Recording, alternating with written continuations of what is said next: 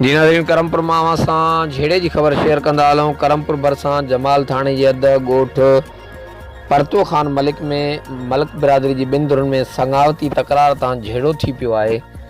लठियूं ऐं कुहाड़ियूं लॻण सबबि वसणो मलिक, ख़ुदा बख़्श मलिक, लाल बख़्श मलिक समेत टे ॼणा ज़ख़्मी थी पिया आहिनि। ज़ख़्मियुनि खे वारसनि पारां करमपुर थाणे ते आंदो वियो। लेटर खां पोइ ज़ख़्मियुनि खे करमपुर सरकारी अस्पताल इलाज लाइ मुंतक़िल कयो वियो, जॾहिं त वाक़िए जे शदीद ज़ख़्मी वसणो मलिक खे ॻणती चोगी हालत में लाड़काणे अस्पताल मुंतक़िल कयो वियो।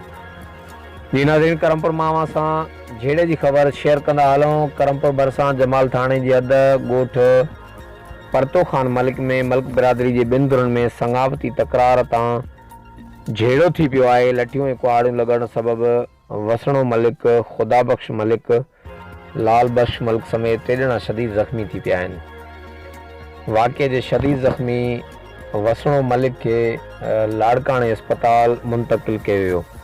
कैमरामैन टीम सां गॾु Javed Usman Bijani, JTN web news, Karampur.